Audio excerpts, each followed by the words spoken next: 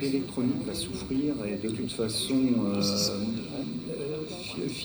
j'allais dire Philae à force, Rosetta va s'éteindre de lui-même. Mais normalement, en effet, comme on l'a dit tout à l'heure, nos collègues de l'ESA vont éteindre l'électronique pour éviter les transmissions. Et je crois qu'il y a un mode, un safe mode, qui fait que quelles que soient les situations, en général, elle essaie de récupérer la situation, et on a mis quelque chose qui fait qu'on a coupé ce safe mode. C'est ce que disait Philippe, là. C'est-à-dire qu'il y a un timer, voilà. Je Ça, pense que là, c'est l'extinction. Ça y est, ça doit être l'extinction, ça doit être l'extinction. Donc je pense que, eh bien, Rosetta, est-ce qu'on a un son? Si on n'a pas le son, je pense que la régie n'a plus peur. Non, il n'y a pas à être enthousiaste, effectivement.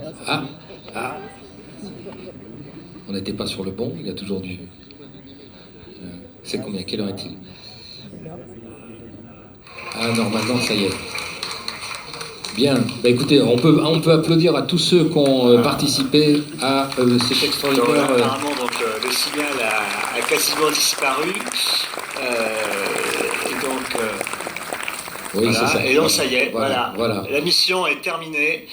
Il n'y a plus de signal sur les écrans. Les dernières données ont été reçues sur les antennes de Cerebros.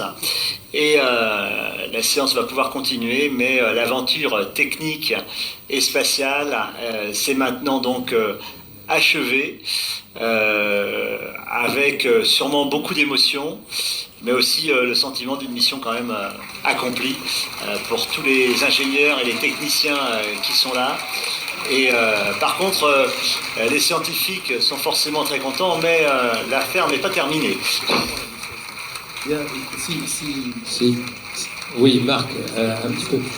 On se congratule. Bon, alors. Je crois que c'est la première fois.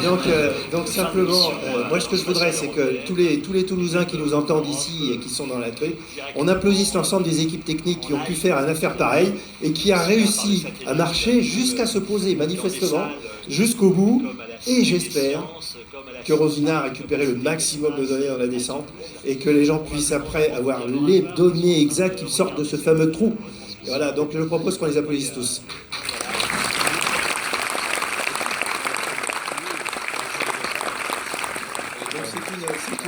C'était un grand succès, évidemment, comme disaient les uns et les autres, européen, industriel, scientifique, et qui a duré depuis plus de 25 ans, puisqu'en 86, il y a les premières idées.